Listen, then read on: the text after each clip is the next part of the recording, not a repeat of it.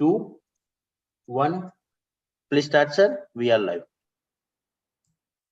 So good evening, everyone. I would like to thank the all the faculty that has been available for today's discussion, and I would like to thank Rosh and the CIPLA for sponsoring this educational and the academic program.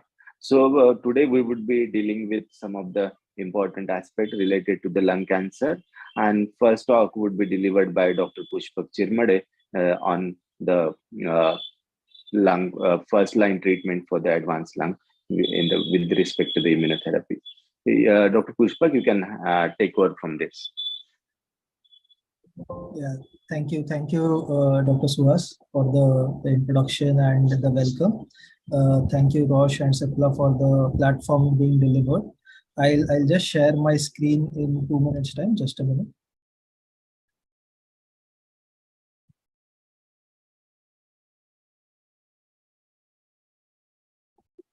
Yeah, is the slide deck visible?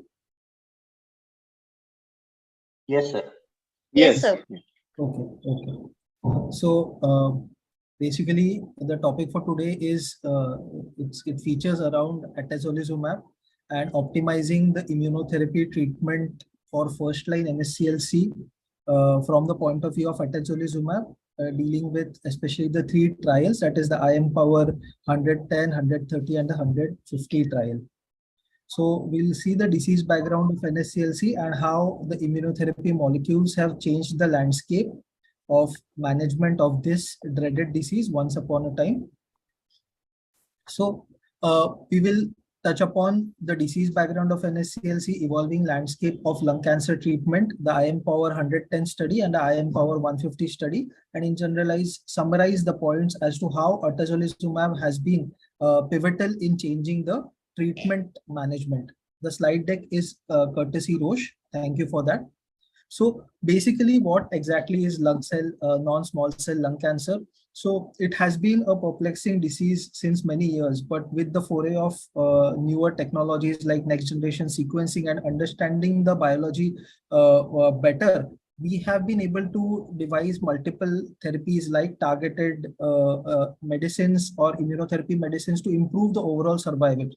If we see that basically slower growing tumor with varying initial ORR according to the driver mutation and target therapy. So it's a heterogeneous group. Not all lung cancers or not all NSCLCs are the same.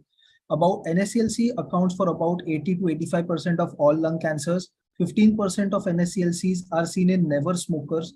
Median age is about 70 and typically presents with cough, chest pain, and dyspnea. Now, this is in India, we see that it is much less than 70.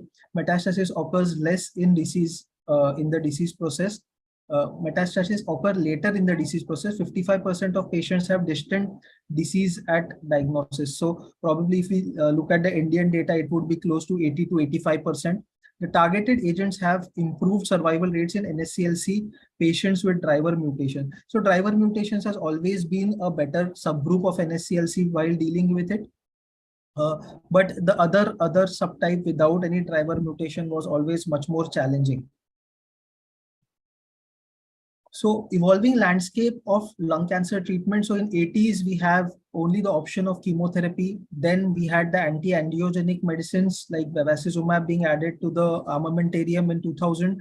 Then we found the molecular targets like EGFR, ALK, ROS, BRAF, and targeted therapy regarding these diseases evolved. And post 2015, this was the newer era of immuno or cancer immune checkpoint inhibition, which kind of give very good results in even metastatic NSCLCs.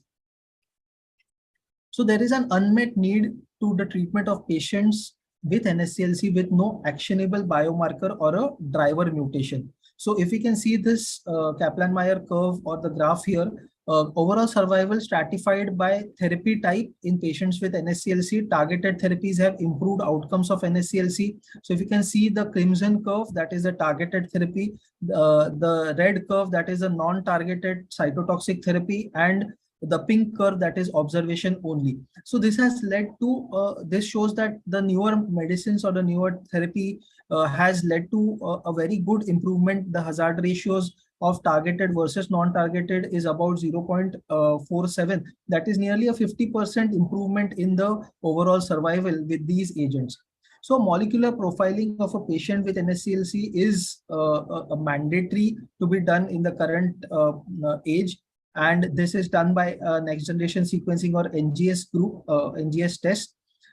If you can see here, KRAS, unknown mutations, PIK3, ALK, BRAF, HER2, EGFR are the major players in these molecular makeup. However, significant portion of these patients do not have an actionable biomarker. So what to do for these patients? So global phase 3 studies with atezolizumab in first-line treatment of NSCLC was considered. And in this first study was IMpower 110. Non-squamous and squamous population was included in this. The arm A was atezolizumab, arm B was carbocis-pem in non-squamous and carbocis-gem in squamous. So is atezolizumab monotherapy better than chemotherapy in PD-L1 selected chemotherapy naive patients was the question that IMpower 110 tried to answer.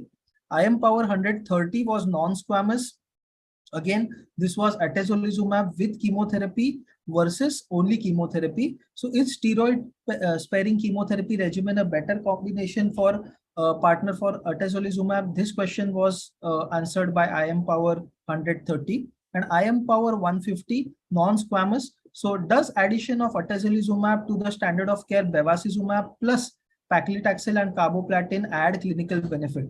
Is there improved clinical benefit if bevacizumab is replaced by atezolizumab? So this was something that was answered by IMpower 150.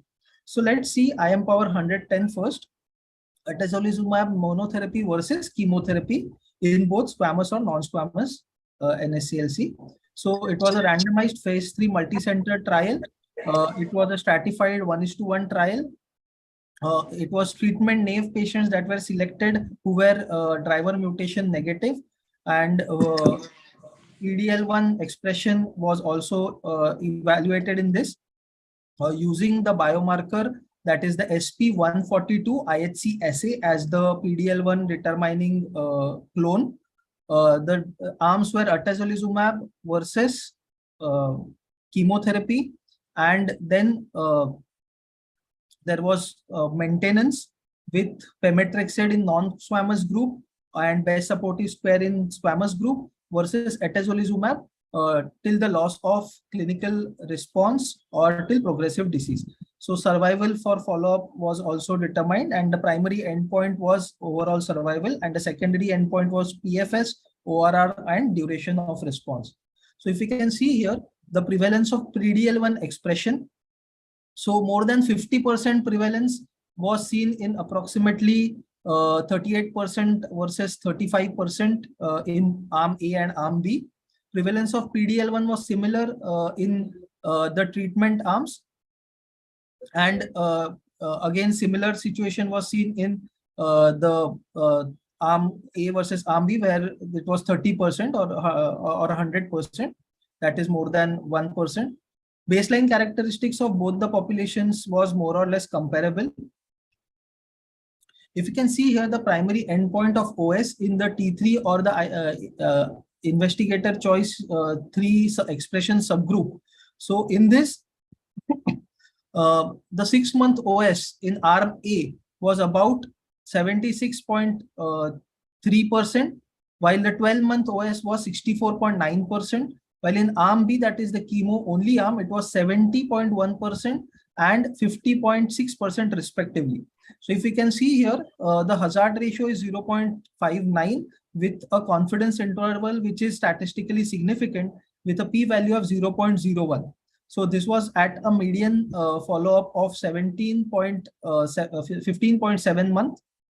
The median OS is improved by 7.1 months with atezolizumab over chemotherapy. Now this was in the TC3 expression subgroup. So this is the subgroup where we have almost considering the 100% of these patients.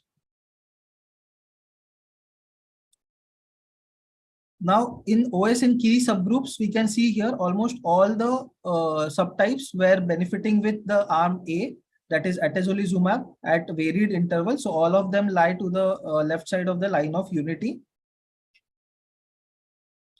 After longer follow-up, continued OS improvement was observed in the atezolizumab versus chemotherapy arm. So overall survival curves, if we see in the updated exploratory OS analysis with high PD-L1 expression, wild type population, continued OS improvement was observed in atezolizumab versus chemotherapy arm. This was again statistically significant with a hazard ratio of 0.76.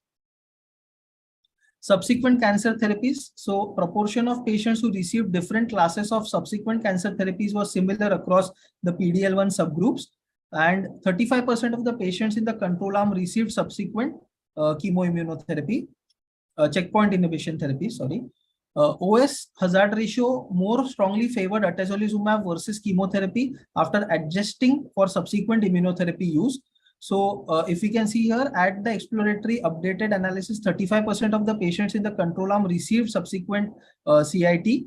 Hazard ratio was 0.69%, 0.69 at a statistically significant confidence interval. The OS hazard ratio was more favored or strongly favored atezolizumab after adjusting for the effect of subsequent cancer immunotherapy using the RP-SFT method.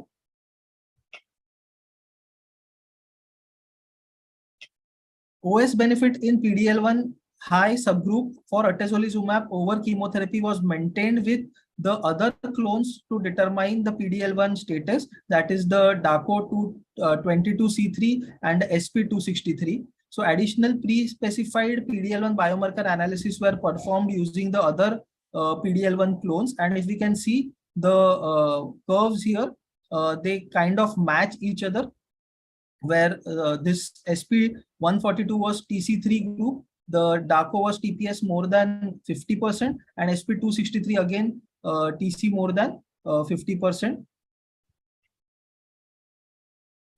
IM power 110 PFS in the high PD-L1 population, again favorable results with a hazard ratio of 60%, that is 0.63, with a p-value of 0.007, so quite significant.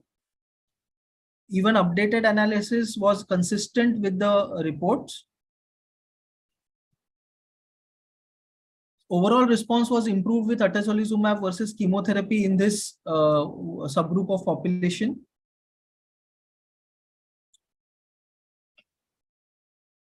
So if we see the all-cause adverse events, more than 5% difference between the arms. So if we can see, as it is an immunotherapy only arm, the side effects were much more or very less as compared to the chemo only arm with atezolizumab. More frequent side effects with atezolizumab were increased ALT, pruritus, and hypothyroidism. So summarizing, atezolizumab represents a promising first-line treatment option in PD-L1 high NSCLC patients. IM power 110 is a positive study that demonstrated statistically significant and clinically meaningful improvement of OS in the TC3 or the IC3 WT population versus platinum-based chemotherapy. In this population, atezolizumab showed meaningful improvement in PFS, overall response rate, and duration of response versus chemotherapy. The safety profile of atezolizumab was consistent with prior observations, with no new unexpected safety signals. Atezolizumab had a favorable safety profile compared to chemotherapy and was consistent with those other studies which pooled atezolizumab monotherapy population. Now moving on to the second study, IM power 150. If we can see, the population here was non-squamous, chemotherapy naive, stratification factors were sex, PD-L1 IHC expression, liver metastasis. There were 3 arms to this study: atezolizumab, carboplatin, paclitaxel, atezolizumab, carboplatin, paclitaxel, bevacizumab, and carboplatin, paclitaxel, bevacizumab. Clinical questions it tried to answer was, does addition of atezolizumab to the standard of care treatment add clinical benefit, and is there improved clinical benefit if bevacizumab is replaced by atezolizumab? Atezolizumab plus bevacizumab plus carbopacli and bevacizumab carbopacli are category 1 NCCN ESMO recommended systemic therapies for advanced metastatic NSCLC. Maintenance therapy was continued with the targeted agents post the chemotherapy, and this was continued till progressive disease or loss of clinical benefit. Co-primary endpoints were investigator assessed PFS, and OS in the intention to treat population. So atezolizumab anti-cancer immunity is enhanced through bevacizumab's VEGF mediated effects. Bevacizumab, if you can see the cycle here, atezolizumab, bevacizumab inhibits VEGF-mediated suppression of dendritic cell maturation, enabling efficient priming and activation of T-cell responses. Bevacizumab normalizes the tumor vasculature, resulting in increased infiltration of T-cells into the tumor. Bevacizumab decreases the activity of MDSCs and the Treg cells and enables reprogramming of the tumor microenvironment. So atezolizumab's ability to restore anti-cancer immunity through the T-cell mediated cancer killing is further enhanced through bevacizumab VEGF-mediated immunomodulatory effects. And chemotherapy-induced immunogenic cell death can trigger these release of tumor antigens, which helps in this process. So basically, it's a synergistic mechanism where which atezolizumab and bevacizumab act. Now, if we can see the baseline characteristics in all the three arms were more or less very same. There was an approximately 50-50 split between PD-L1 positive and negative patients. 10% had EGFR mutations, and these patients were balanced across three arms. And 14% of the patients had liver metastasis at baseline, which were a stratification factor for IM power 150. If you can see here, there was significant OS benefit in the addition of atezolizumab, that is arm B versus C. So arm B was atezolizumab, bevacizumab with paclicarbo versus arm C was paclicarbo only. So if you can see here, at 12 months, 18 months, and 24 months, there was clinically a benefit in the percentage OS with a hazard ratio of 0.8. It was statistically significant. There was also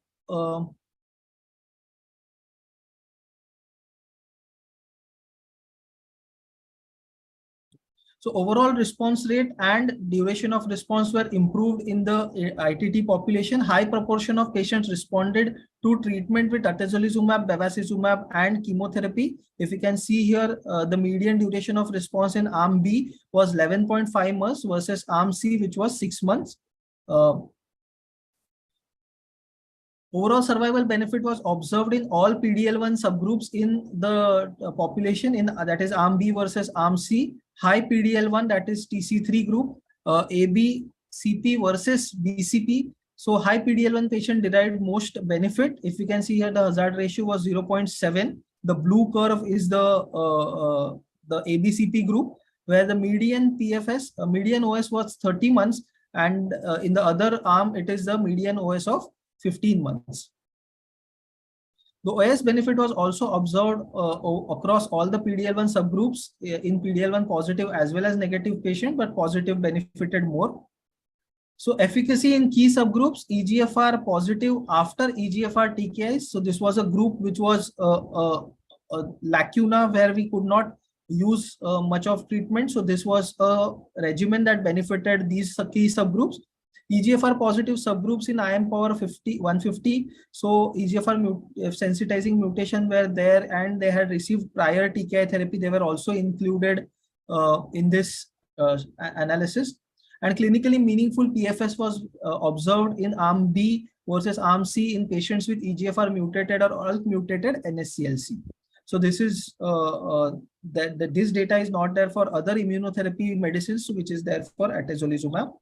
OS benefit in patients with sensitizing EGFR mutations. So there was continued clear separation of curves and OS benefit in addition of atezolizumab to bevacizumab and chemotherapy in this subgroup also. No benefit was observed in arm A versus arm C. OS benefit in patients with sensitizing EGFR mutations with prior TKI therapy. So again, arm B, that is ABCP arm versus BCP arm, there was clear separation. There was continued clear separation of curves and OS benefit with addition of atezolizumab to bevacizumab and chemotherapy. The overall response rate and the duration of response with the ABCP regimen in EGFR positive NSCLC. So the overall response rate increased from 42 to 71. In this, with a CR rate increasing from 0 to 6%. Again, another subgroup is liver metastasis. So clinical meaningful PFS was observed in arm B versus arm C, that is the ABCP arm versus the BCP arm.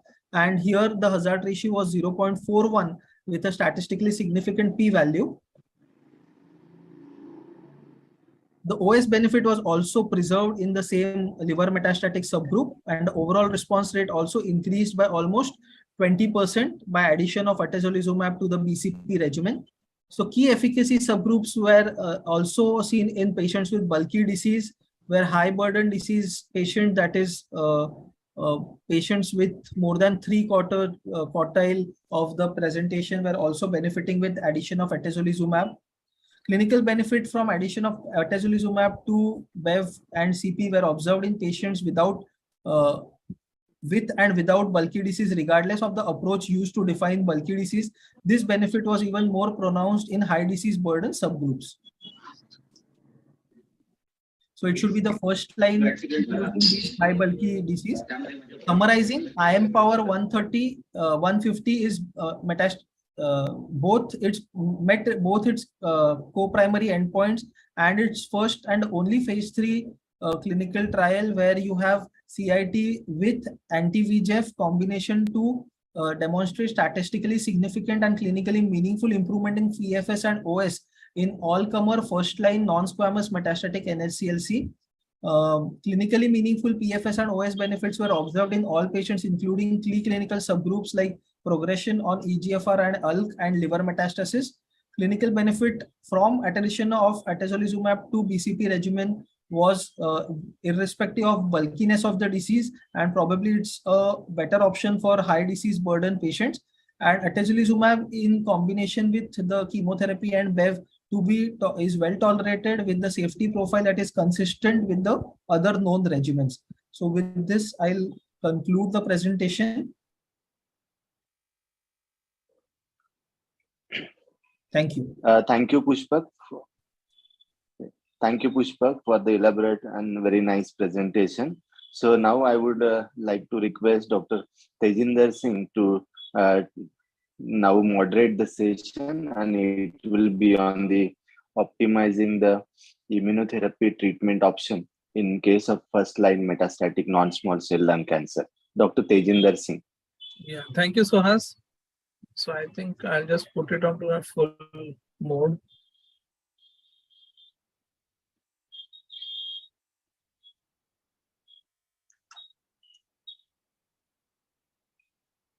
You can see it now, I think. Can you see the slide? Yes, sir, it's visible. Visible, no? Okay. So I think I can see Anup, I can Suhas, Pushpak, I can see Anup, I am able to see Tushar. I don't know whether he's there. Tushar is not there. Varuna is there. And Yes. Dr. Mubina, I can Dr. see. Tushar is here. Yes. Okay, fine. Let's move. So I think a very nice talk by Pushpak elaborating on the IM power 150 data, trying to find a place of atezolizumab. There's a lot of now, so much things are going on in lung cancer that we are all confused. So Anup, you think all the immunotherapy are same or they are different, even though the data is different? Anup, you have to unmute. Yeah. Sir, there is some difference obviously, because as we know, nivolumab had failed in first line, and obviously there is basically, if you at the onset PD-L1 and CTLA4 inhibitors are different, and we know that nivolumab had failed in first line, and then the data in second line was positive, while pembrolizumab and Tecentriq's first line data is positive as compared to that. So there is some difference, and I don't think we are able to decipher as of now what is happening. At least that is my take on that, sir. Right. So Mubina, another question for you. Basically, now this talk of immunotherapy comes, we discuss about the biomarkers. Lung cancer is where biomarkers have been helpful, but even in a PD-L1 negative, also the use of immunotherapy is there. So do you think it is justifiable, or it is just the companies which are promoting in that way?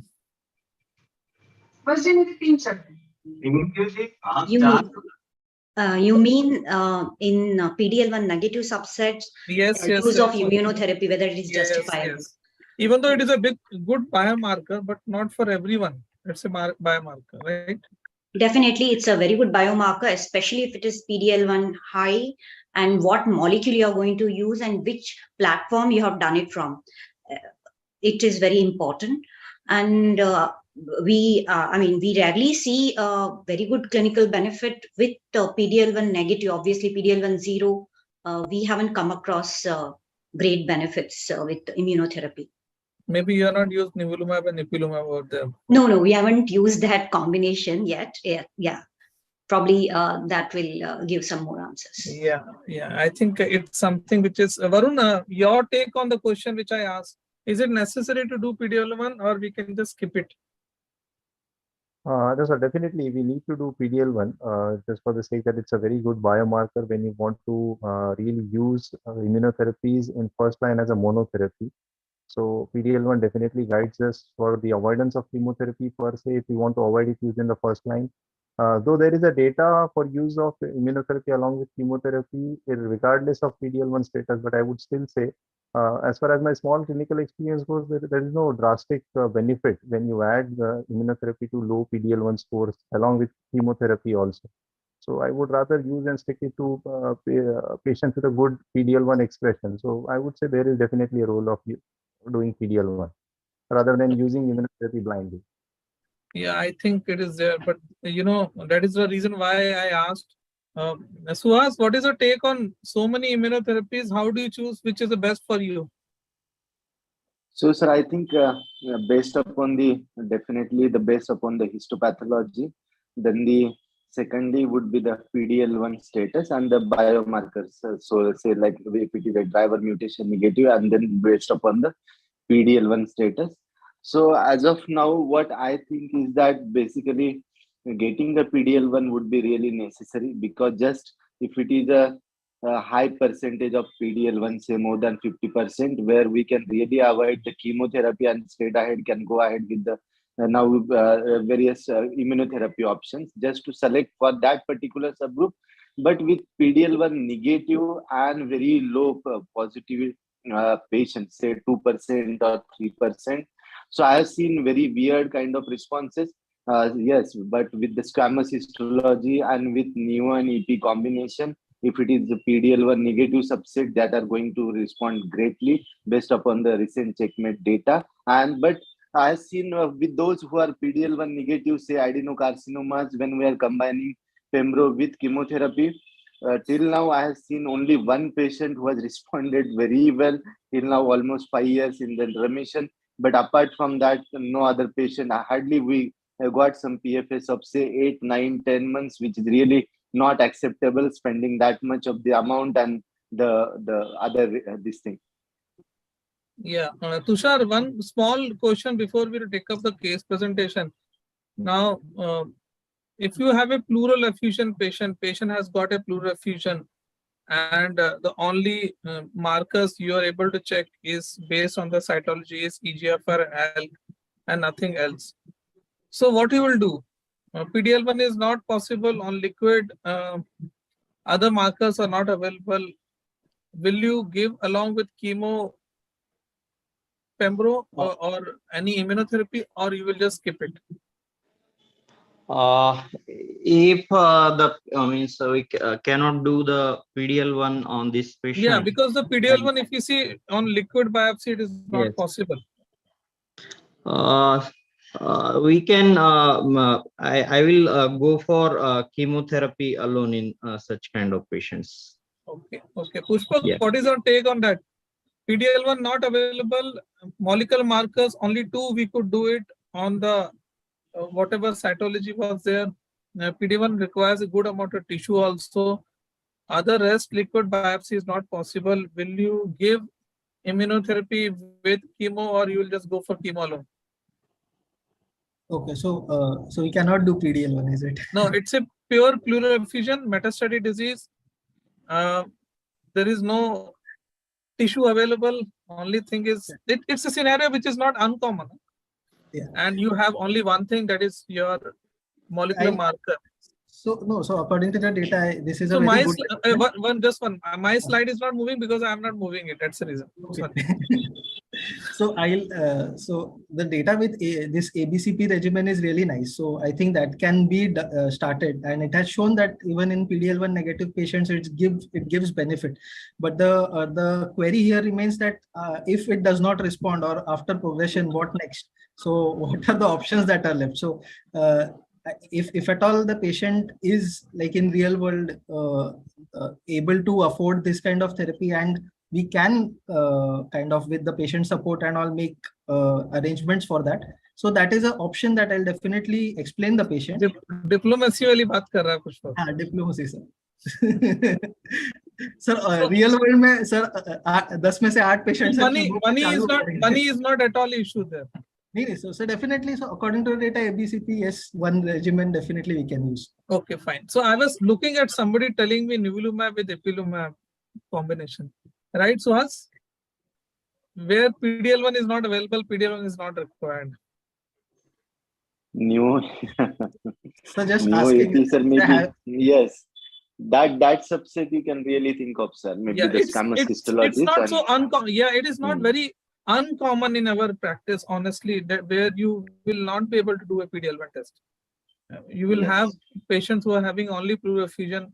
Molecular testing is not possible because if you see the liquid biopsy is only good enough for only EGFR. You see the ALK liquid biopsy, it's very poor. It's not so great. Similar is a PDL1. You can't do the PDL1 testing. That's the reason why most of the many times I ask in a forum is that if you're given a choice to do two molecular testing, which one you'll do?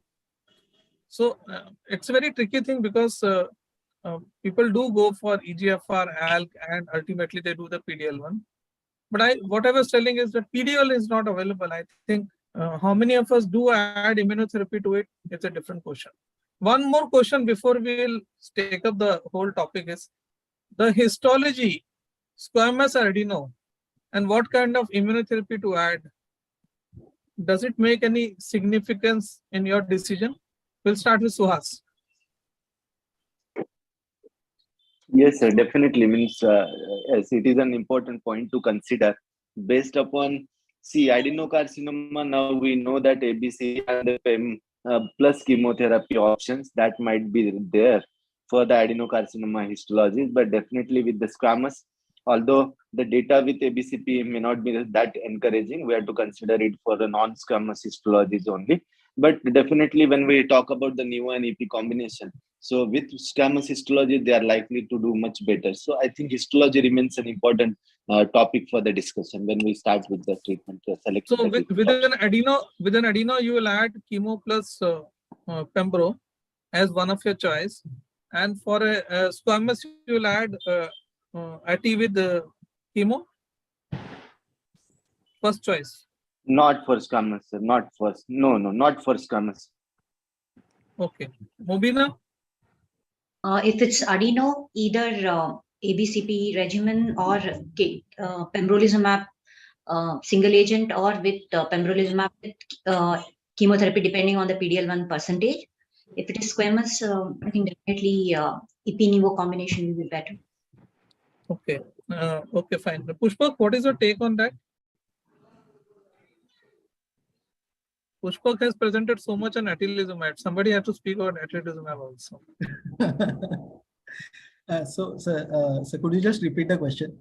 So the choice of immunotherapy, the choice of immunotherapy, does it matter to you when you are looking at the histology? Okay. So more or less the decision is more with the PDL1 levels. So PDL1 is 2%.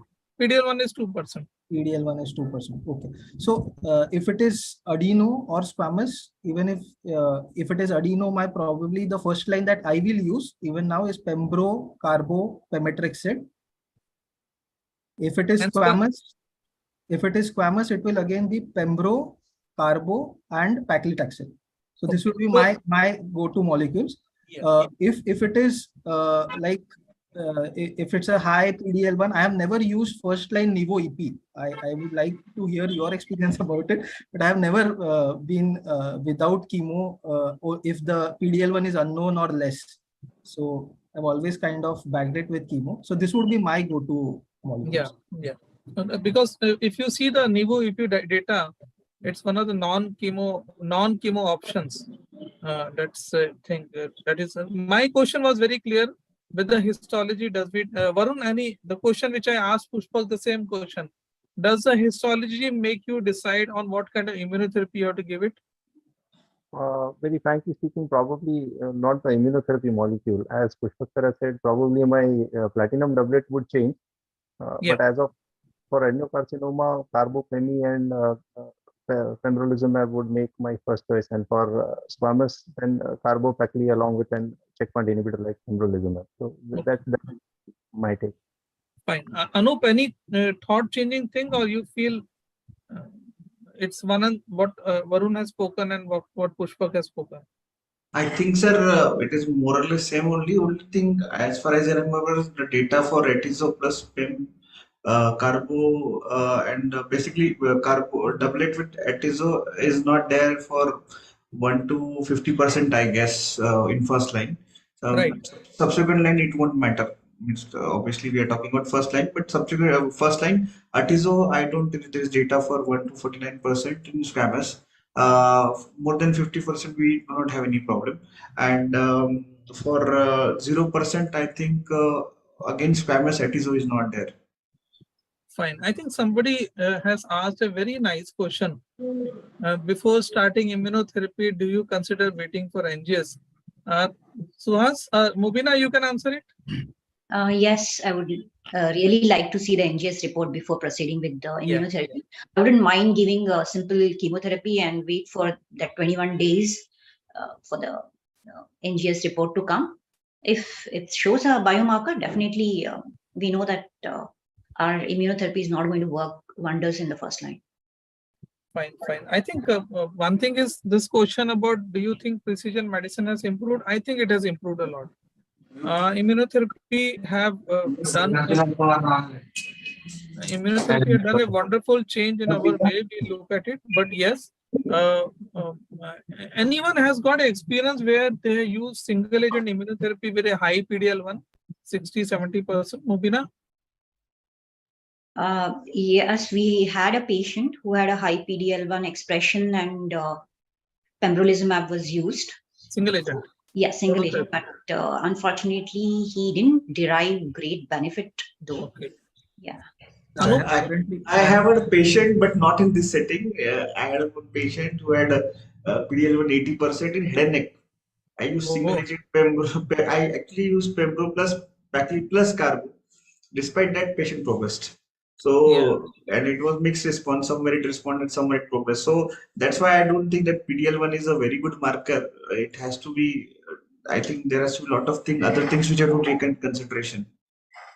Tushar, your experience monotherapy, high PDL1? No, sir. I have not used in the settings of lung cancer. I have not used any immunotherapy. Suhas, single agent mono, high PDL1 experience. So in the lung you are talking about, no? Yeah, So lung. PDL, definitely, sir. I utilize these molecules in the first line setting with the high PDL1, and I did get some of the very good results. So the patients are doing really well. So with the high PDL1, definitely, I would like to go ahead with the single agent if the patient is not having a very rapidly progressive disease and maybe the not very severe disease burden. Yeah, Pushpak, monotherapy? Monotherapies are very good experience with that. So almost 4 or 5 patients are still continuing this maintenance pembrolizumab almost 1.5 years now. Patient with brain metastasis, poorly PS when they presented with on day 1 have also done well. So overall has been a very good experience with monotherapy, high PDL1, more than 50%. Yeah, I think Pushpak must be having the highest number of patients. So, Varun, your experience with monotherapy? Yes, sir. I've used it in 2 patients for lung cancer setting. Both of them showed a good response. One had a very good response of PFS more than 1 year. Other had for 10 cycles and 11 cycles. And head and neck, I used it for 1 patient. No great response. For lung, definitely I've had a good response for 2 patients. Yeah, I think I had around 3-4 patients with a high PDL1, but they were basically 70-75 years. And the overall, when I was looking at the performance status, was not so good. So monotherapy does work in lung, but So what I like what? to- Hello. So somewhere down the line, one more thing is that so many we have discussed, nobody has spoken about atezolizumab in the first line along with chemo.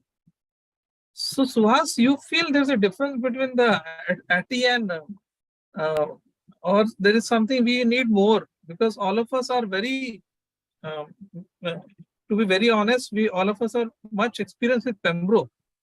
If you speak, everyone will speak about Pembro with chemo. ATI with chemo, no one has spoken. Almost all of us, right? What So is yes, the sir. reason? So I think, but we do have the data now with that. With just Pushpak has discussed about the first line setting. Those who are high PDL1, definitely there is a comparable efficacy and the safety outcomes with between those two agents. But I think only the matter of the experience that is lagging behind with the Right. atezolizumab. So because we are using this Pembro for so many years and such a comfort and all. So that is what means we have seen with the other molecules, say sunitinib, pazopanib, or there's various different molecules. So I think it is just the experience and the penetration that is the only thing. Yeah, because all of us, we are easy. All of us basically we can easily count on the number of patients we have on the monotherapy with Pembro. Yeah, if I speak to you, any of you, I think number of patients on monotherapy with atezolizumab will be extremely less, right? Some of that is my personal experience like that. So anyone has used a low dose immunotherapy in CA lung, nivolumab data, which was there in head and neck? Anywhere else? I am using, sir, in head and neck. In Head and neck.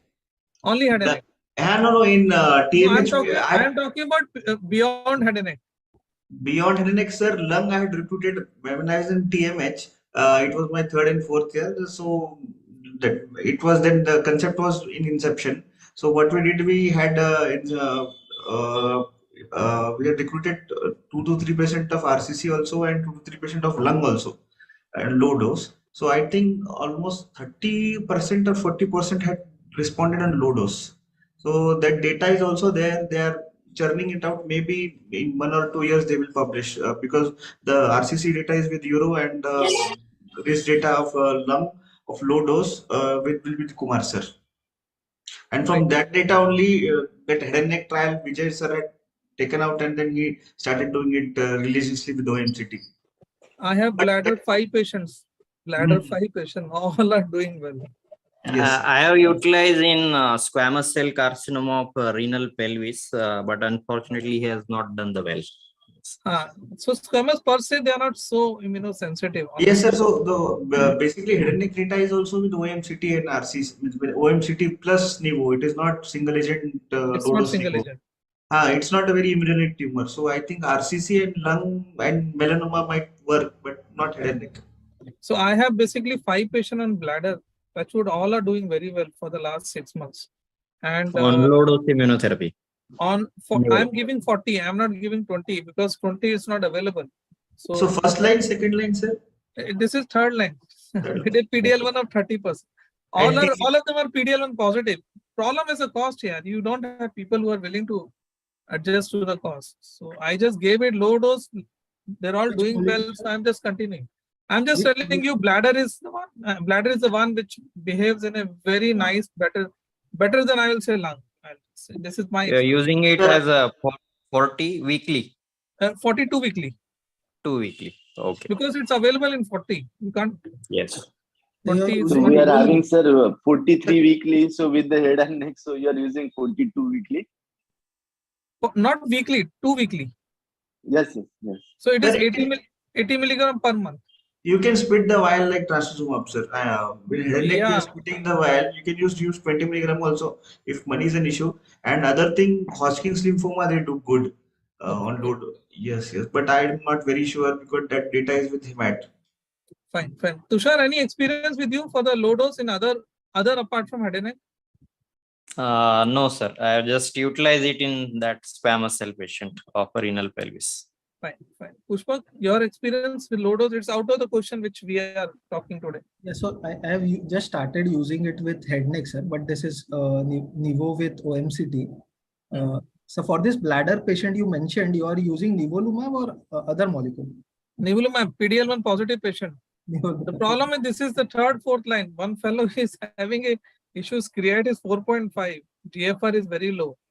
So, and there was no choice, metastatic disease. So, but I will tell you, bladder is something very. And what about, sir, HCC experience with this Bev atozoli regimen? It's finding a patient is very difficult. Sir, I Finding think the you right should patient. publish that bladder data. So that will be really, because in the bladder we see not much of the treatment option and all. Maybe some follow up more, and you can just publish it. But Be bladder really is bladder is very immunosensitive. I had one patient of atezolizumab, metastatic disease. I gave it for 1 year. She was disease free in spite of stopping it for 1 year later on also. Disease free, CR. Sir, actually 3 years back we had a patient of CRPF in TMH who had taken 52 cycles of I think Pembro or Nivo for 2 years. Then we got a PET, we got urine cytology, we got a cystoscopy. We could not find the disease. Yeah. So it is very immunogenic. Other thing I wanted to ask, just it is very off topic. OMCT plus axitinib, have you used in head and neck squamous cell carcinoma? Yes, yes, yes. I had used it. Only problem is that the toxicity is little bit on the higher side. But the problem with head and neck is that all of us have been using so much of different combination of OMCT. One of my patient told me, sir, why don't you use metformin? I said, okay, fine, use it, no problem. So people know so much about metronomic nowadays. They come up with a question that metformin works very nicely. Metformin is also useful. But I think nivolumab, not in every patient will work in head and neck, in spite of PDL1. I had seen the PDL1 usage more better for the lung and the bladder. Sir, actually, that question, if PDL is expressed and patient has underlying KRAS and RAS submutation, so I don't think that PDL will have any value. So that's why I am not very convinced about that PDL1 argument for other than outside lung. But somehow bladder, I had a good experience with atezolizumab. And only thing is that if you see the approval, it's totally out of the bladder. So anyway, we'll just finish up this question. 50-year-old male smoker, big mass, effusion, and squamous cell malignant. Its PDL1 is 70%.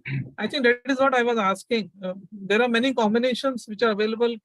Most of us, we do go and look at the performance status, and we give chemo plus immunotherapy only when we feel that the performance status is good and the bulk of the disease is on the higher side. Otherwise, we do give single agent immunotherapy. The choice of atezolizumab, pembrolizumab, this question we have asked, I think most of us are more well tuned for pembro experience wise, and I think that's the reason why if you see the pembro data, pembro usage is much more.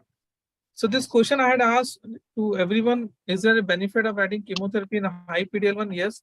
I think there are many factors which we look into it. Right, Swaz? When you see the chemotherapy plus immunotherapy, you go for performance status, bulk of the disease, and the PDL1 status, right?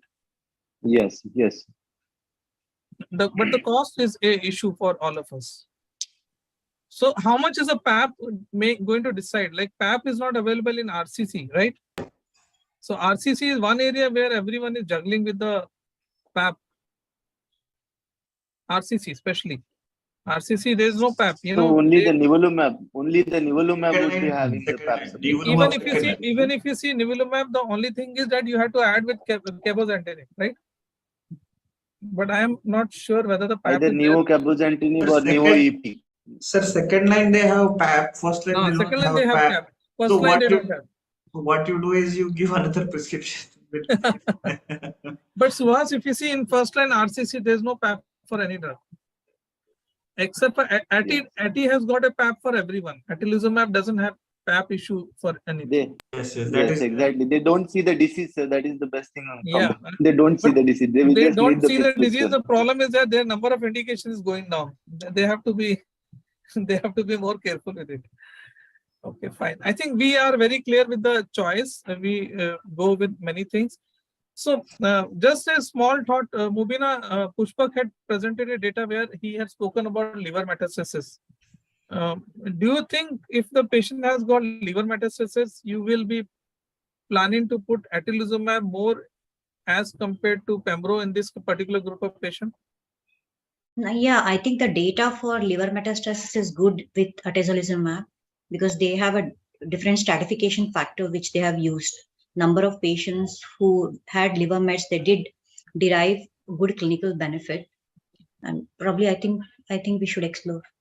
But I have a thing to add on to also.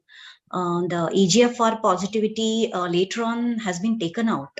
I think atezolizumab with EGFR mutation positive, still I don't think it's approved indication to use atezolizumab. Right. Varun, what is your take on this liver mets? You look at the liver mets and decide on the kind of immunotherapy you want to add? Practically speaking, till now, I haven't done that. But with the discrete data for subgroup analysis of liver mets available with atezolizumab now, I probably would make a choice now. But for all practical reasons, by now, I haven't used as per for liver mets, I haven't made my choice as of yet now. But with this data, definitely would make it. So Tushar, by Monday, you will change your thoughts after the data has come so much. They're trying to place a lot of things. See the next slide, on par on efficacy for high PDL1. So Tushar, you will change your plan, treatment plan, and you will tell patients since you are liver mets, you are more better to take atezolizumab with chemotherapy. With this data available with atezolizumab, I would definitely will change and use atezolizumab in patients who are having liver disease and those patients who are having high disease burden. So I think I don't know how much it will change, but yes, the data is quite strong for the liver met. That's the only immunotherapy which has, because the other trial basically have never looked at specifically at the liver metastasis. So that's a thing you cannot say. Maybe after this data they might try to take it out. But I do not know how many of us really look into only liver metastasis and based on that decide, because most of our patients will have liver metastasis. Here they put 17%, but I think around 50% of our patient metastatic disease will have liver metastasis. So this is the safety data of IMPOWER and comparing the other trials, and will not go too much because Pushpak had already put up. So these are the guidelines. If you see, the atezolizumab has come up in the category 1 recommendation, both for the squamous and both for the non-squamous, for the adenocarcinoma. And one of the drug which is basically almost every immunotherapy has come apart from the pembro. You have atezolizumab and also nivo plus ipilimumab. Nivo plus ipilimumab category 1 recommendation is where you want to avoid giving chemotherapy, a combination which doesn't require a PDL1 testing to be done. So I think this is the last before we can wind up.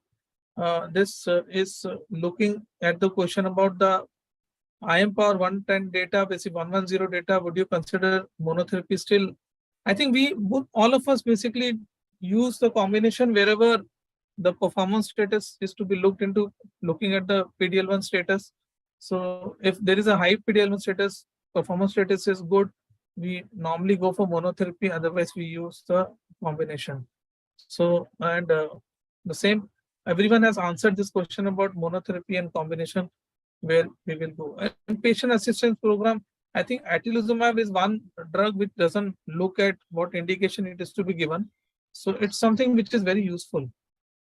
But they still need to come up with a lot of data because our mind is stuck with so much of data for other immunotherapy.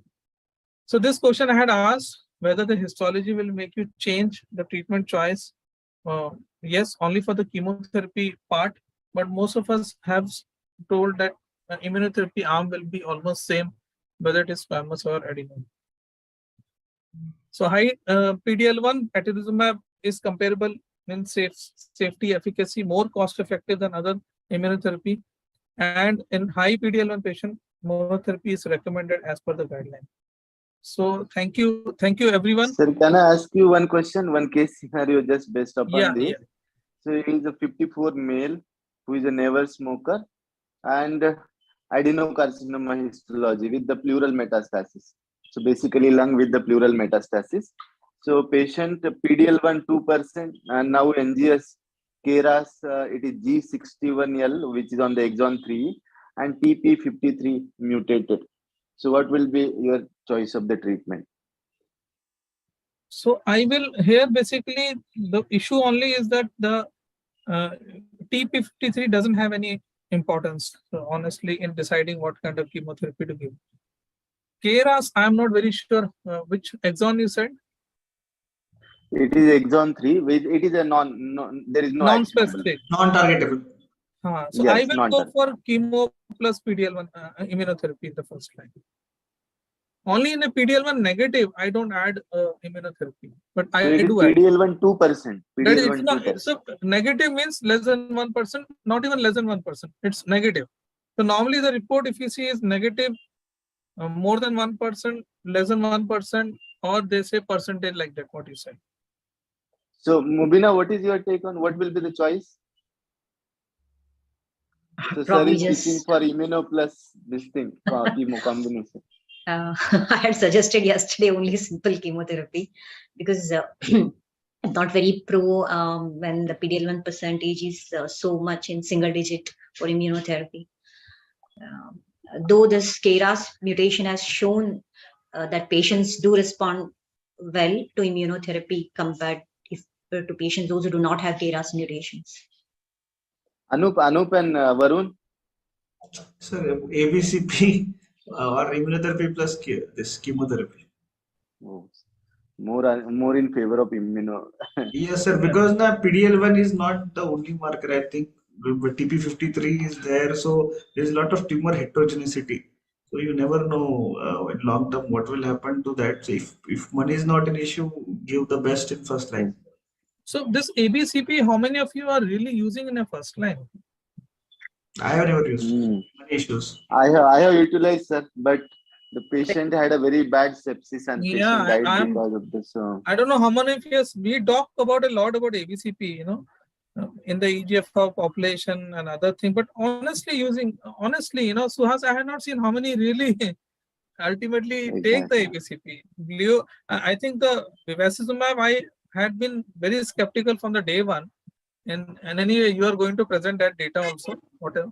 But main thing is that I use bevacizumab where the you have effusion like that kind of phenomena, but where other agents have failed. But nowadays with the immunotherapy coming up in the first line, I have never used ABCP. One or two patients, very bad experience. After that, I stopped it. And sir, exon 21 EGFR mutant, are you using osimertinib or using Airlo plus Ramu? I am giving osimertinib as a first choice.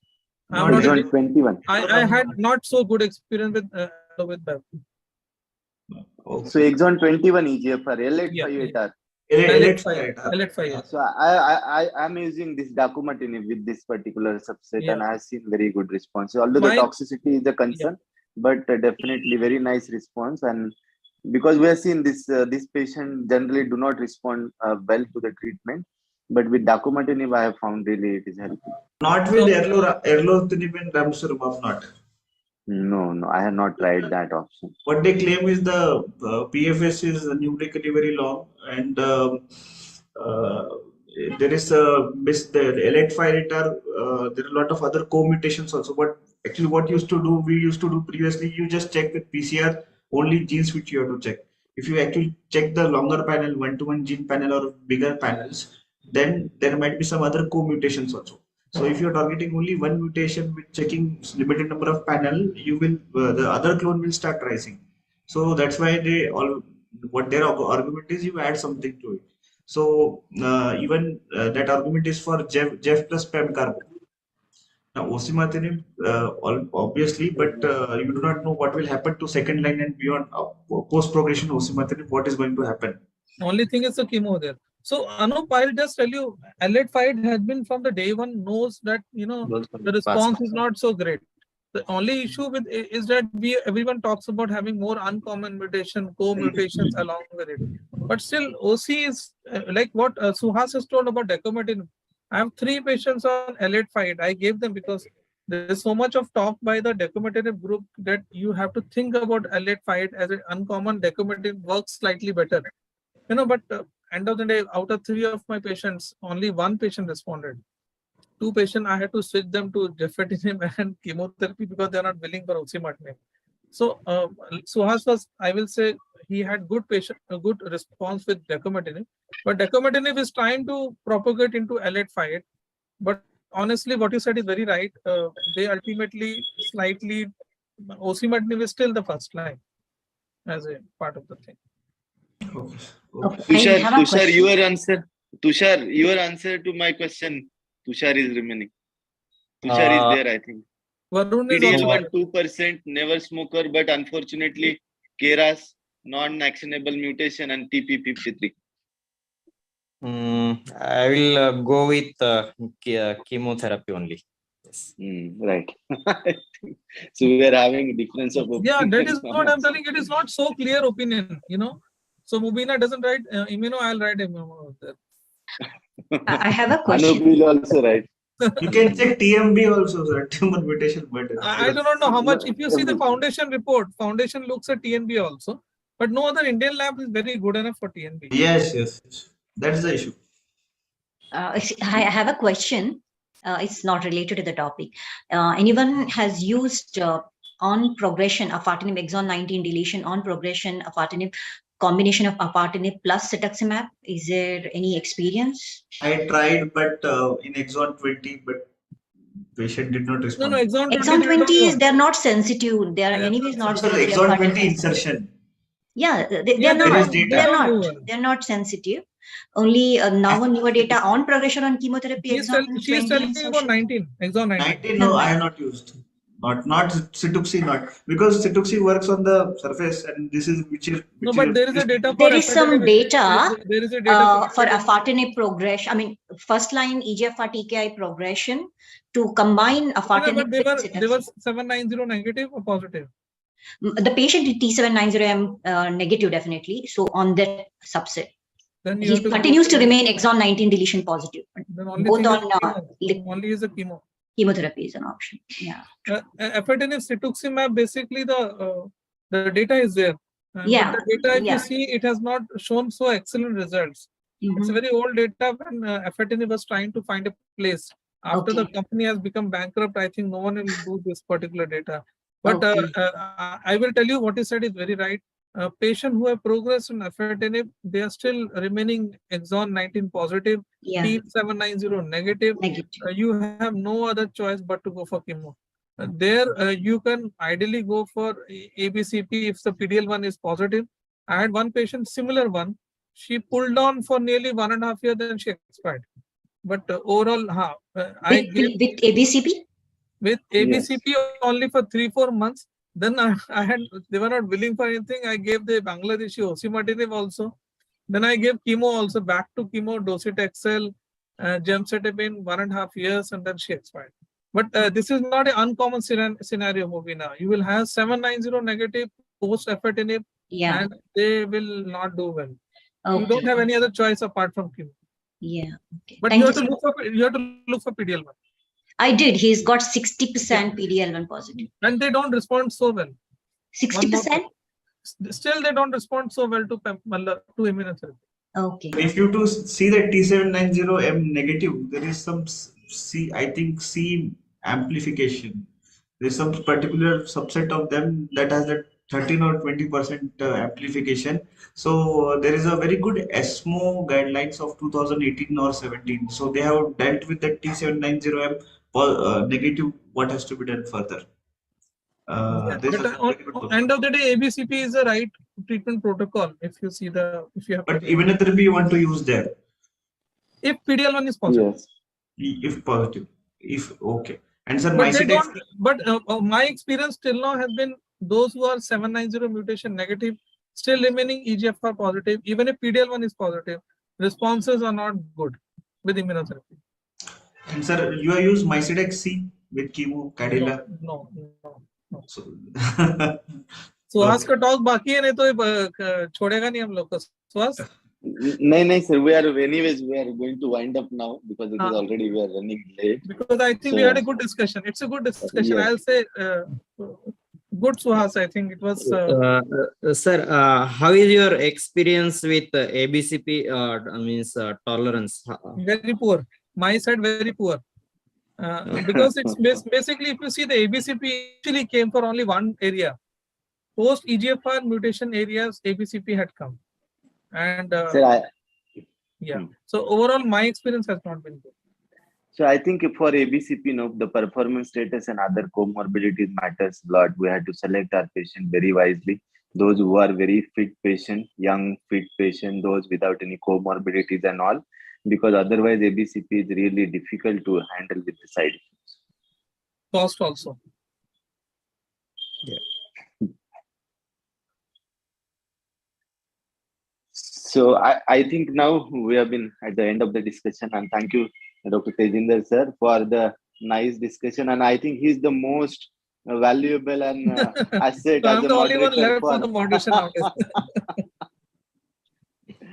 So everywhere he would be like moderator and all. So thank you. I just wanted to ask one last question.